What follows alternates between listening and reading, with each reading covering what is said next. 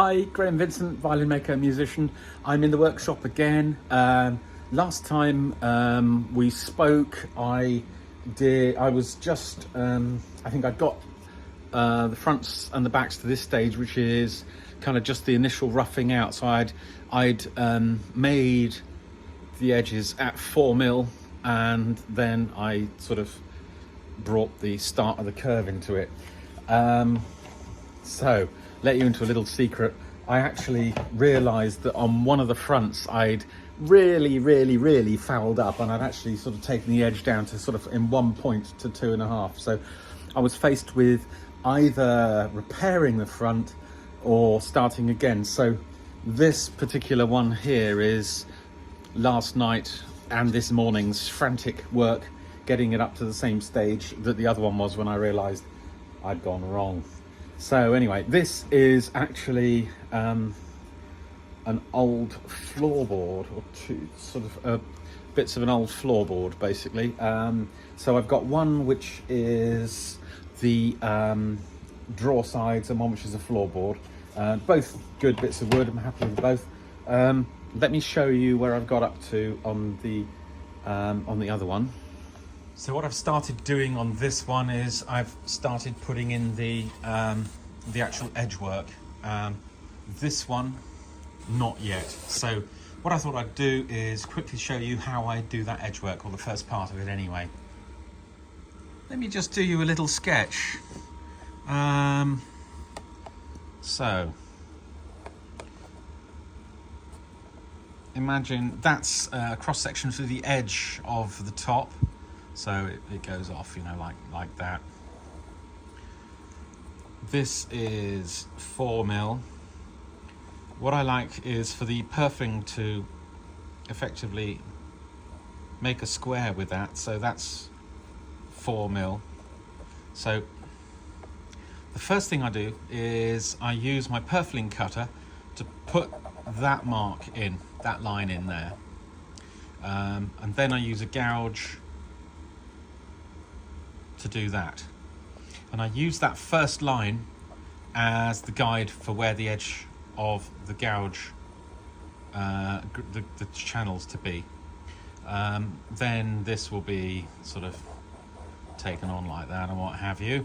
I then cut the slot for the purfling, put the purfling in, and then I round that over, and obviously the ribs are there. Well, or there, more or less. So round that over and that as well, because I like to have a fairly round edge on my edge work, more like the early Amati sort of stuff. It's very in vogue at the moment to sort of have a sort of a scoop like that with a purfling in it, and then that's kind of rounded off, so you end up with a sort of like that, if that makes sense. But as I've said with this one, what I aim for is a little bit more like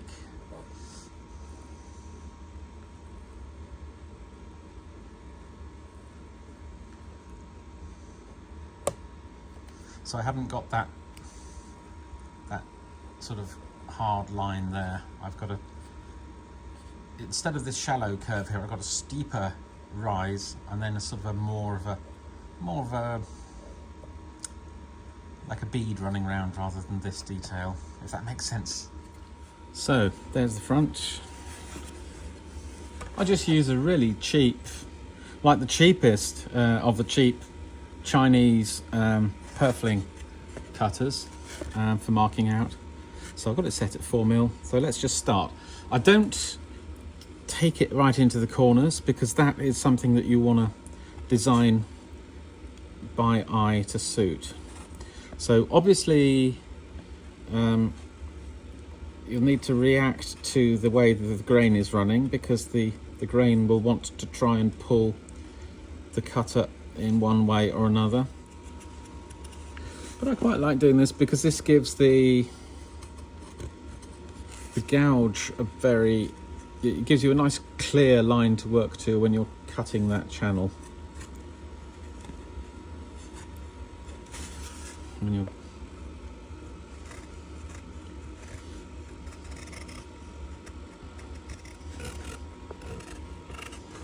That's all I need at this stage, nothing deeper than that. Nice sharp chisel, and then away we go. Is this in shot? Yes it is, marvellous.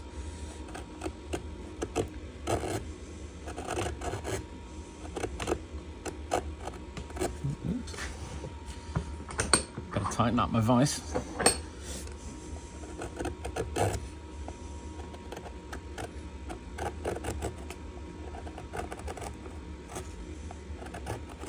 Now,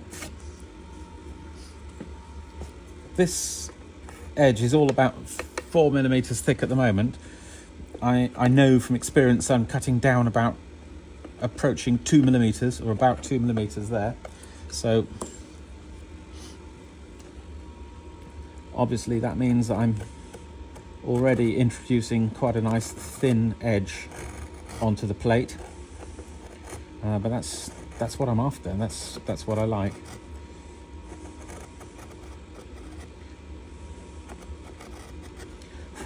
So I probably won't. I'll probably edit out like 5 minutes of this or something, but basically you just tootle around like this.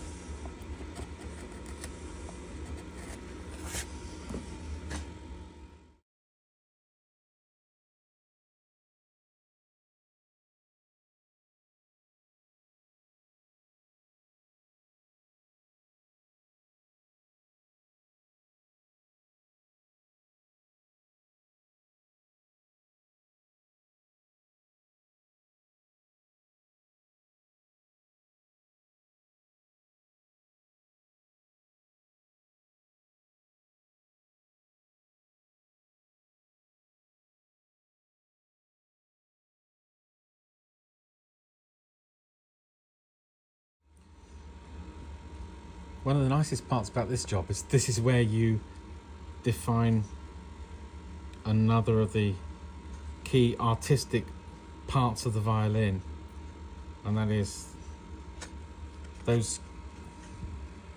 corners and the bee stings. It's funny, some of my work will appear to be quite kind of relaxed and slap happy, but I think I've come to know which bits you need to put the real exact work into, and which you can be a little bit easier over. So I'm putting the outside line on here, so I can see that this one has got to come across a little bit, and just do that. So I'll do that with a knife. It's going to be a bit difficult to film.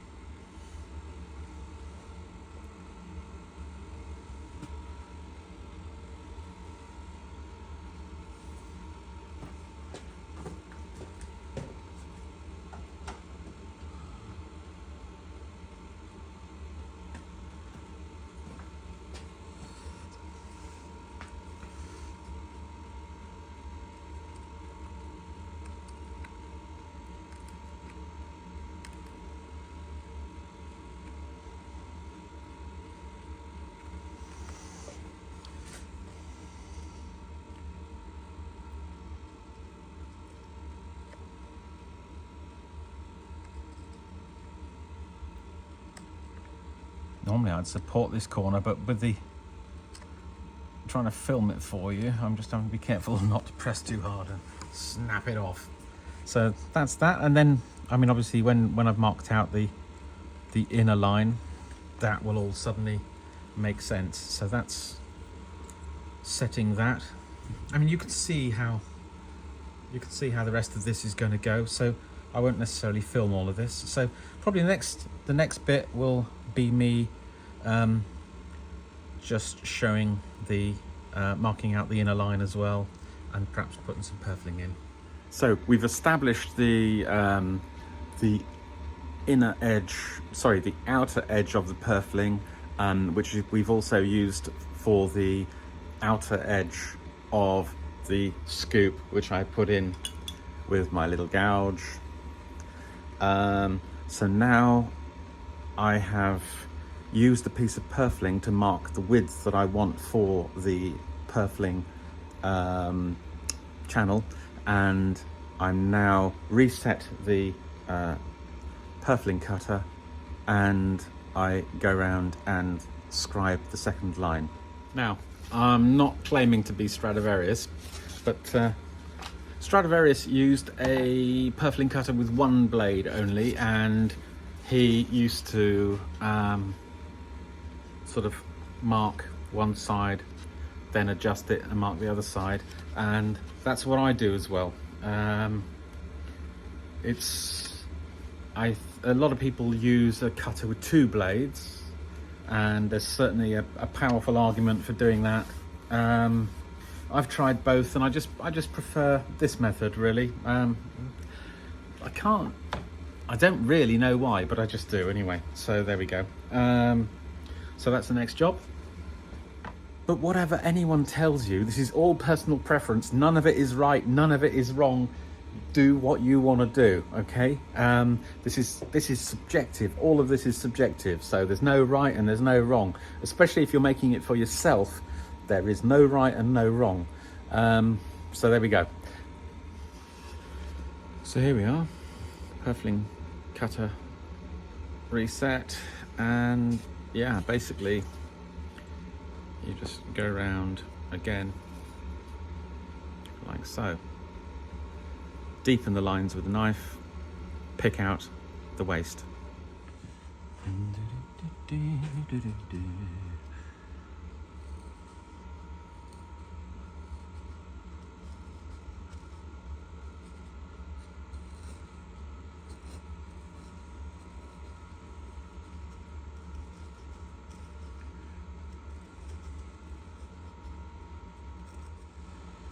And then it is just simply a question of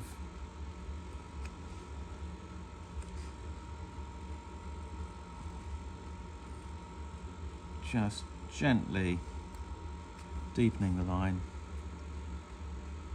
and then removing the waste.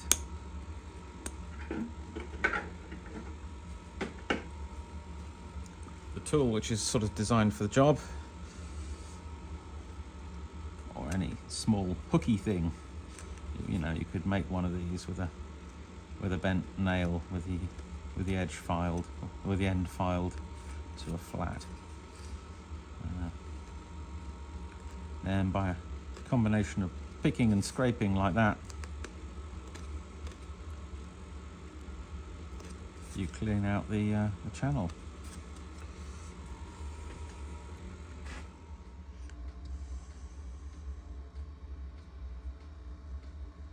So that's where we are at the moment. I've cut the purfling groove all the way around. I've glued the purfling in, cut all the miters and everything. It's still not been scooped out. It's still not to thickness, and of course the outside shape is still only a rough shape. Yes, let me see if I can show you that. Yeah, I mean I've started to just take it down a little bit more, but at this stage now, once you've got it to this stage, this is when you really tackle the actual shape. This is when the art, the real finesse in those curves starts to happen, basically. So it's quite an exciting part, the next part. I've got to get the other plates up to this stage, and I think the next video I do will be when I start the actual the fine carving of the plates. Look after yourselves. See you later. Cheers.